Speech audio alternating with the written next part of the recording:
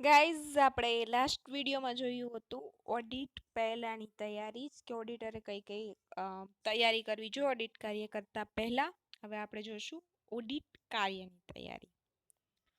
તો ઓડિટ કાર્યની તૈયારી એ ઓડિટરની કાર્યવાહીનો બીજો તબક્કો છે અને તેને કઈ કઈ ચર્ચા કરવાની છે તો તેમાં અમુક મુદ્દાઓનો સમાવેશ થાય છે.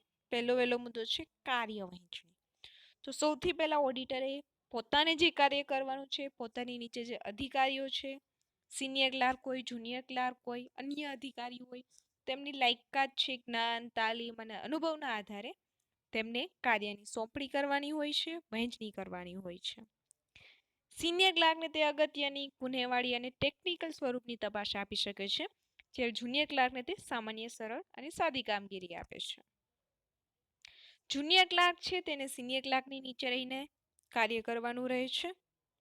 ઉપરાંત જે સમગ્ર કર્મચારીગણ છે તેને બી તેમના આદેશ અનુસાર કાર્ય કરવાનું રહે છે. જનરલી આ પ્રમાણે કાર્યવહેંચણી કરવામાં આવે છે કે જુનિયર ક્લાર્કને છે તે સામાન્ય તપાસનું કામ સોંપવામાં આવે છે, જેવા કે હિસાબી ચોપડામાં નોંધાયેલ વ્યવહારો, તેના વાઉચર સાથે તપાસવા, ખતવણીના સરવાળા, ખાતાની બાકીઓ ચેક કરવી વગેરે કામગીરી છે તે સામાન્ય રીતે જુનિયર ક્લાર્કને સોંપવામાં આવે છે. સિનિયર ક્લાર્ક છે તેને મહત્વની કામગીરી જેવી કે જુદી જુદી જે મિલકતો છે તેની ઘસારાની જોગવાઈ, શકમંદ નાણાંની જોગવાઈઓ, મૂડી મહેસૂલી આવક ખર્ચનું વર્ગીકરણ, સ્ટોકના મૂલ્યાંકનની પદ્ધતિઓ, મિલકતો અને દેવાની ચકાસણી અને મૂલ્યાંકન, મળવાની બાકી કે અગાઉથી મળેલ આવક, અગાઉથી ચૂકવેલ કે ચૂકવવાનું બાકી ખર્ચ વગેરે, હવાલા અને અન્ય ટેકનિકલ સ્વરૂપની જે બાબતો છે તેની તપાસનું કાર્ય ઓડિટરે છે સિનિયર ક્લાર્કને આપવું જોઈએ. આ પ્રકારે વહેંચણી કરવાથી ઓડિટરનું પોતાનું કાર્ય સરળ બને છે, પણ જવાબદારી તો અહીં ઓડિટરની જ ઉપસ્થિત થાય છે. દેન બીજો તબક્કો છે ઓડિટ કાર્યક્રમ. ઓડિટરે ઓડિટ કાર્યક્રમની રચના કરવાની હોય છે. તેનું જે ઓડિટ કરવાનું આયોજન છે તેને આપણે ઓડિટ કાર્યક્રમ તરીકે કહી શકાય. ઓડિટ કાર્યક્રમ છે તે ઓડિટ કાર્યની વિગતવાર યોજના છે, જેમાં નાણાકીય પત્રકોની ચકાસણી અંગેની કાર્યવિધિ, કાર્ય વહેંચણી અને કાર્ય પૂરું કરવા માટેના અંદાજી સમયનો સમાવેશ થાય છે. શ્રી આર્થર હોમ્સ નામના વિદ્વાન જણાવે છે કે તપાસની એક પરિવર્તનશીલ યોજનાબદ્ધ કાર્યવાહીને ઓડિટ કાર્યક્રમ કહેવામાં આવે છે. આ વ્યાખ્યા ઉપરથી આપણને એટલું ખબર પડે કે ઓડિટ કાર્યક્રમ છે તે કાર્ય વહેંચણીની લેખિત યોજના છે, જેમાં 3 મહત્વની બાબતોનો સમાવેશ થાય છે. કઈ તો કે કેટલું કાર્ય કરવાનું છે, કોણે કાર્ય કરવાનું છે અને કેટલા સમયમાં તે કાર્ય કરવાનું છે. ઓડિટ કાર્યક્રમ છે તે ઘડવા પાછળ ઓડિટરનો શું હેતુ રહેલો હોય છે તો કે તેના અને સહાયકો વચ્ચે કાર્યની વહેંચણી થાય અને તેનાથી તેમનું જે કાર્ય છે તે સરળ, ઝડપી અને કાર્યક્ષમ બને. જેમ આપણે કહીએ પાણી પહેલા પાળ બાંધવી તે વ્યવહારુ છે, તેમ ઓડિટ કાર્ય કરતા પહેલા ઓડિટ કાર્યક્રમ ઘડવું તે પણ વ્યવહારુ છે. ઓડિટ કાર્યક્રમની રચના કરવી, જે તેના કર્મચારીઓ છે તેની કાર્યની વહેંચણી કેવી રીતે કરવી અને તેની ચર્ચા આપણે આગળ કરી લીધી છે. હવે આપણે ઓડિટ કાર્યક્રમના ફાયદા અને મહત્વ જોઈએ. તો ઓડિટ કાર્યના ફાયદા ક્યાં ક્યાં છે તો કે પહેલો ફાયદો છે કે ઓડિટ સ્ટાફમાં છે. ઓડિટ સ્ટાફમાં કર્મચારીની જવાબદારીઓ છે તે ચોકસાઈપૂર્વક નક્કી કરી શકાય અને કયા કાર્ય માટે કયા કર્મચારીઓ જવાબદાર છે તે આપણે નક્કી કરી શકીએ. જે બીજો ફાયદો છે તે છે પોતાના સ્ટાફ કર્મચારીઓની કામની પ્રગતિ વિશે બી તાત્કાલિક ઓડિટરને માહિતી મળી રહે. તેના પછી ઓડિટ કાર્યક્રમના પ્રત્યેક બાબતો ધ્યાનમાં લીધી હોવાથી કોઈ પણ બાબત તપાસ્યા વગરની ન રહે. કર્મચારીઓની કાર્યક્ષમતામાં વધારો થાય અને તેની ભૂલો કે ગફલતનું પ્રમાણ નહીવત થાય. જો કોઈ કર્મચારી રજા પર ગયેલ હોય તો તેને ક્યાં સુધીનું કાર્ય કર્યું તે તરત જ શોધી શકાય અને તે કાર્ય છે બીજા કર્મચારીને સોંપી શકાય. ઓડિટર પર જો બેદરકારીનો આક્ષેપ મૂકવામાં આવે તો ઓડિટર પોતાના બચાવમાં ઓડિટ કાર્યક્રમ રજૂ કરી શકે છે અને પોતે પોતાની ફરજ બજાવવામાં સતત પ્રયત્નશીલ રહ્યો છે તે સાબિત કરી શકે છે. કાર્યની એકસૂત્રતા જળવાય છે અને પછીના વર્ષોમાં પણ ઓડિટર આ જ ઓડિટ કાર્યક્રમ સાથે આગળ વધી શકે છે અને જરૂર જણાય તો તેમાં જરૂરી ફેરફારો કરી શકે છે. અને જો નવા અને શિખાઉ કર્મચારીઓ અને ઉમેદવારને ઓડિટ કાર્યક્રમ આપવામાં આવે તો એક સારા ભૂમિયાની માર્ગદર્શક ગરજ સારે છે. ઓડિટ કાર્યક્રમની રચના આ પ્રકારે કરવામાં આવે છે. હેડિંગ હોય છે ઓડિટ કાર્યક્રમ, તેના પછી મેસર્સ પાછળ કંપનીનું નામ હોય છે. હવે તેમાં તમે જોઈ શકો છો એક પત્રક છે, તેમાં જાન્યુઆરી ફેબ્રુઆરી થી લઈને ડિસેમ્બર સુધીના મહિનાઓ છે, તેની વિગતો છે, જેમ કે રોકડ મેળની બાકી, બેંક બાકી, રોકડ મેળ તપાસ્યો, પેટા રોકડ મેળ તપાસ્યો, રોકડ મેળની ખતવણી, ઉધાર બાજુ રોકડ મેળની ખતવણીની જમા બાજુ ચેક કરી, ખરીદ ખાતાના વાઉચર, ખરીદ ખાતા વહી, રોકડ ખતવણી અને વેચાણ નોંધમાં વધારો અને ખતવણી. આ બધા છે ઓડિટના અલગ અલગ કાર્યો છે. હવે આ કાર્યો છે તે અલગ અલગ કર્મચારીને સોંપવામાં આવ્યા હોય છે, રાઈટ? તો નીચે તમે થોડાક જે અક્ષરો જોવો છો અ, ક, ડ, ઈ, એફ, જી, તો આ બધું શું છે? તો તે જે તે કર્મચારીઓને જે કાર્ય સોંપવામાં આવ્યું છે તેમની સિગ્નેચર છે. લાઈક પેલું રોકડ કર્મચારી રોકડ મેળની બાકી છે, રાઈટ? તો મે બી રોકડ મેળની બાકી છે તે અ નામના કર્મચારીને સોંપવામાં આવી છે. તો તેણે જાન્યુઆરી મહિનામાં છે તે રોકડ મેળની બાકી ચેક કરી, તો જાન્યુઆરી મહિનામાં તેની સહી છે. એટલે જે મહિનામાં જે તે કર્મચારીએ જે કાર્ય કમ્પ્લીટ કર્યું હોય, પૂર્ણ કર્યું હોય, તેની સહી આ રીતે લેવામાં આવે છે. હવે આવી જ રીતે પત્રક આગળ છે, અલગ અલગ કાર્યો છે, જેમ કે પરત નોંધનો વધારો અને ખતવણી, ખરીદ નોંધનો વધારો અને ખતવણી, આમ નોંધ અને ખતવણીની ચકાસણી, સ્ટોક એકાઉન્ટ, ખરીદ ખાતાવહીની બાકી ચેક કરી, વેચાણ ખાતાવહીની બાકી ચેક કરી, કાચું સરવૈયું ચેક કર્યું, સામાન્ય ખાતાવહીની બાકી ચેક કરી, નફા નુકસાન ખાતું ચેક કર્યું, પાકું સરવૈયું ચેક કર્યું અને દેન રિમાર્ક્સ. તો આ જે અલગ અલગ ઓડિટના કાર્યો છે તે અલગ અલગ કર્મચારીઓ અને ઓડિટર દ્વારા સોંપવામાં આવે છે, અને જે કાર્ય કમ્પ્લીટ થયા હોય તે કાર્યની દરેક મહિનાના જે તે કર્મચારીઓની સહી લેવામાં આવે છે. ફાયદામાં આગળ વધીએ તો ઓડિટર પોતાના ઓડિટ અહેવાલમાં સહી કરતા પહેલા ઓડિટ કાર્યક્રમ તપાસી લે છે અને ખાતરી કરે છે કે ઓડિટ કાર્ય સંપૂર્ણપણે થયું છે કે કેમ. હવે જેમ ફરિયાદાઓ છે તેમ ઓડિટ કાર્યની અમુક મર્યાદાઓ તો છે, તેથી મર્યાદાઓ અને ગેરફાયદાઓ ચેક કરીએ. તો પહેલા છે ઓડિટ કાર્યક્રમને લઈને કાર્યક્રમ મુજબ જ કામ કરવાનું હોવાથી તેમાં કોઈ ફેરફારને અવકાશ નથી. અહીં કર્મચારીઓ છે તે યંત્રવત બની જાય છે, તેમનામાં કોઈ ઉત્સાહ કે ધગશ રહેતી નથી. એના માટે કંઈ નવું નથી રહેતું, તેમના માટે એક રેગ્યુલર ચોક્કસ ઢબમાં રહીને કામ કરવાનું હોય છે, ચોક્કસ આયોજનનું અનુસરણ કરવાનું હોય છે, તે તેમનામાં ઉત્સાહનો ઘટાડો થાય છે. તેમ કર્મચારીઓ કાર્યક્રમ મુજબ જ આગળ વધવાનું હોવાથી તેમની બુદ્ધિ, પ્રતિભા અને આગમચેતી દર્શાવવાની તક મળતી નથી, અને કોઈ મહત્વના સૂચનો કરવા જરૂરી જણાય તો તે પણ કરી શકતા નથી. ટૂંકમાં અહીં કર્મચારીઓની જે શક્તિઓ છે તે રૂંધાય છે.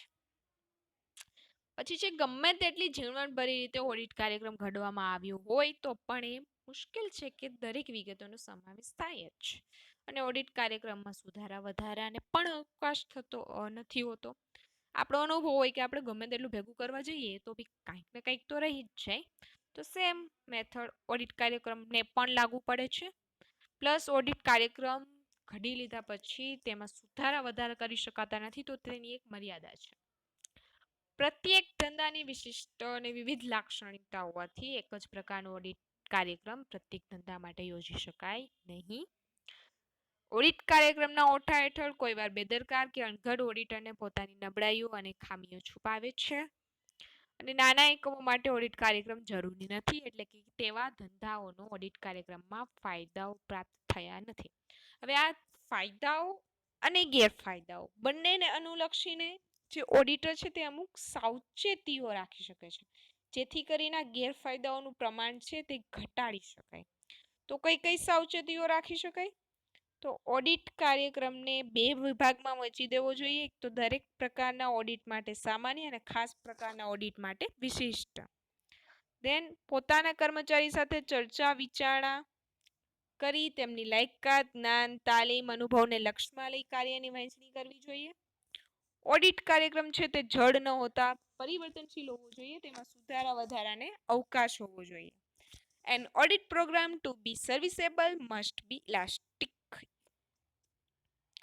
Then ધંધાના પ્રકાર અને સ્વરૂપ પ્રમાણે ઓડિટ કાર્યક્રમમાં ફેરફાર કરવો જોઈએ. પાછલા વર્ષનો ઓડિટ કાર્યક્રમ ઉપર પણ નજર નાખી લેવી જોઈએ. પરિવર્તનશીલ ઓડિટ કાર્યક્રમ કર્મચારીઓની બુદ્ધિ, પ્રતિભા, આગમચેતી તેમજ ધગશને પ્રોત્સાહિત કરે છે, તે ધ્યાનમાં રાખવું જોઈએ. તો આ હતી સાવચેતીઓ હવે છે ઓડિટ નોંધ. ઓડિટ દરમિયાન જે અગત્યના મુદ્દાઓ છે, માહિતીઓ છે, ખુલાસાઓ છે, તેમાંથી જે નોંધવા જેવું લાગે નોંધવામાં આવે તેને ઓડિટ નોંધ કહે છે. ઓડિટ નોંધને ઓડિટ નોંધ પરથી કે ઓડિટ નોટબુક પણ કહે છે. અને ઓડિટ કાર્ય દરમિયાન ઓડિટ સ્ટાફ સમક્ષ અનેક પ્રશ્નો ઉદ્ભવતા હોય તો તે બધા પ્રશ્નો યાદ રાખવા મુશ્કેલ છે. તે જુદી જુદી સંસ્થામાં જે બાબતો નોંધનીય હોય અને જે યાદ રહી શકે નહીં તેવી બાબતો નોંધવામાં આવે છે, લખવામાં આવે છે. કઈ કઈ બાબતો હોય છે? તો હિસાબી ચોપડાની યાદી, હિસાબી પદ્ધતિ, હિસાબી વર્ષની વિગત, આંતરિક અંકુશની પદ્ધતિની માહિતી, ઓડિટ કાર્યક્રમની રૂપરેખા, જવાબદાર અધિકારીઓના નામ અને કામ, પત્ર વ્યવહાર અંગેની યાદી, અગત્યના ખાતાના સરવાળાઓ અને બાકીઓ, ધંધાની ટેકનિકલ બાબતો, ખૂટતા શકમંદ વાઉચરો, દસ્તાવેજોની યાદી, શોધી કાઢેલી ભૂલો કે છેતરપિંડીઓ, ખુલાસા માટેના મુદ્દાઓ તથા મેળવેલ ખુલાસા, ઓડિટ અહેવાલમાં રજૂ કરવા જેવી મહત્વની બાબતો જેવી કે ઓડિટ કાર્યની પ્રગતિ, ભવિષ્યમાં ઉપયોગી નીવડે એવી માહિતી, ધંધાની વિશિષ્ટ ખાસિયતો અને ઓડિટ શરૂ કર્યાની તેમજ પૂરું કર્યાની તારીખ. આવી બાબતો છે તે ઓડિટ નોંધમાં સમાવવામાં આવે છે. એક્ઝામ્પલ લઈએ તો આવી રીતના ટાંચણ હોઈ શકે ભાઈ 1/2/2012 રોકડમેળ પાના નંબર 68 ઉપર 1380ના યંત્રો લાવવાની મજૂરી ખાતે ખોટી રીતે ઉધારેલ છે તે યંત્રો ખાતે ઉધારવા જોઈએ.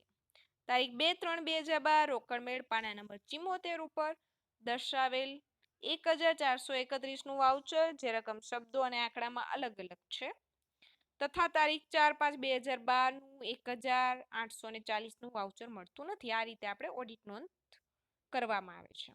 ઓડિટ નોંધના ફાયદા શું છે? તો ઓડિટ નોંધથી મહત્વની બાબતો આવી નોંધવામાં ન આવે તો સંભવ છે કે મહત્વની બાબત વિસરાઈ જાય.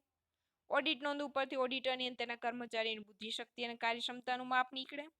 ભવિષ્યમાં ઓડિટ કાર્યક્રમના ઘડતરમાં ઓડિટ નોંધ ઉપયોગી થાય. ઓડિટર ઉપર બેદરકારી અને આક્ષેપ મૂકવામાં આવેલો હોય તો ઓડિટર પોતાના બચાવમાં પુરાવા તરીકે ઓડિટ નોંધ રજૂ કરી શકે છે અને તેણે ઓડિટ કાર્ય દરમિયાન જરૂરી કાળજી કે દરકાર લીધી છે તે સાબિત કરી શકે છે. લંડન એન્ડ જનરલ બેંકના કેસના ચુકાદામાં ન્યાયમૂર્તિ વિલિયમ્સે જણાવેલું કે વ્યવસ્થિત ઓડિટ નોંધ ઉપર ભાર મૂકેલો છે. એવી જ રીતે સિટી ઇક્વિટેબલ ફાયર ઇન્સ્યોરન્સ કંપનીના કેસમાં પણ ઓડિટરે ઓડિટ નોંધ મહત્વના પુરાવા તરીકે રજૂ કરી પોતાનો કેસ સબળ બનાવી શક્યા હતા. નેક્સ્ટ ટોપિક છે તે છે ઓડિટ કાર્યના કાગળો. ઓડિટ કાર્યના કાગળો તો ઓડિટ દરમિયાન હિસાબોને લગતા કામમાં જે કાગળોને ઓડિટ કાર્યના કાગળો કહે છે. ઓડિટર આ કાગળોમાં મહત્વની ઉપયોગી બાબતોની નોંધ કરે છે અને અસીલના હિસાબો અંગેની બાબતોને રેફરન્સ માટે ઓડિટર આ કાગળોનો ઉપયોગ કરે છે. ઓડિટરને જરૂરી એવી માહિતી તાત્કાલિક ઉપલબ્ધ બને છે. ઓડિટ કાર્યના કાગળો દરેક અર્થમાં સંપૂર્ણ હોય છે. તેમાં પૂરી માહિતી અને પૂરા પાડતા હોય છે. તે વ્યવસ્થિત ફાઇલ કરેલા અને ગોઠવેલા હોવા જોઈએ. તેમાં કઈ કઈ બાબતોનો સમાવેશ કરવામાં આવે છે? તો ઓડિટરની નિમણૂક સંબંધી નિમણૂક પત્ર, કરાર વગેરે. જો કરાર કરવામાં આવે તો તેનું કાર્યક્ષેત્ર, ફરજો, અધિકાર વગેરેનો ઉલ્લેખ હોય છે. ઓડિટ કાર્યક્રમ તેમજ ઓડિટ નોંધ હોય છે. દેણદારો તથા દેવાદારો સાથેનો પત્ર વ્યવહાર હોય છે. બેંક બેલેન્સ અંગે આપેલ પ્રમાણપત્ર, સેફ કસ્ટડીના દસ્તાવેજો હોય છે. જવાબદારી અધિકારી આપેલ પ્રમાણપત્રો જેવા કે ઘસારો, સ્ટોકનું મૂલ્યાંકન, દાલખાત અનામત, અગાઉથી ચૂકવેલ ખર્ચ, મળેલા આવક, ચૂકવવાના બાકી ખર્ચ, મળવાની બાકી આવક વગેરેના પ્રમાણપત્રો હોય છે. મિનિટ બુકના મહત્વના ઠરાવો, કાચા સરવૈયાની નકલ, શરૂનું અને આખરનું પાકું સરવૈયું, ઓડિટરના અહેવાલની નકલ અને રોકાણની વિગતો. આટલી બાબતો છે ઓડિટના કાગળોમાં આવે છે.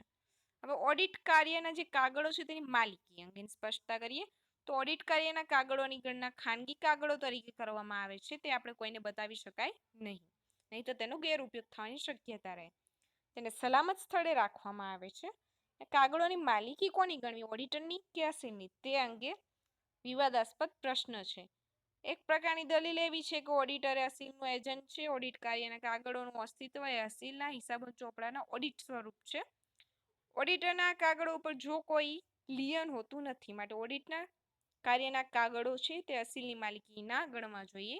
જ્યારે બીજી બાજુ છે ઓડિટર પોતાના અધિકાર પ્રસ્થાપિત કરવા માટે એવા પ્રકારની દલીલ કરે છે કે પોતાની ઓડિટર ફરજો બજાવવાના પરિપાક રૂપે એકઠી થયેલ માહિતી, ખુલાસા તેમની માલિકીના જ ગણવા જોઈએ.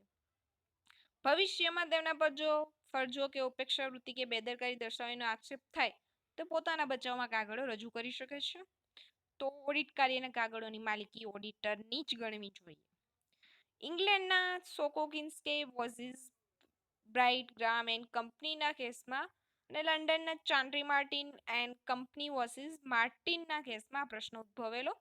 ઓડિટરને ઓડિટ ફી મળતી હોવા છતાં ઓડિટ કાર્યના કાગળો જાણે કે પોતાની જ મિલકત હોય તે રીતે પોતાની પાસે રાખી શકે. અદાલતે ઠરાવ્યું કે ઓડિટ કાર્યના કાગળો અસીલના નહીં પણ ઓડિટરની માલિકીના ગણવા જોઈએ. તો ઓડિટ કાર્યક્રમ. હવે નેક્સ્ટ વિડીયોમાં જશું આપણે ઓડિટ વિધિ તરફ.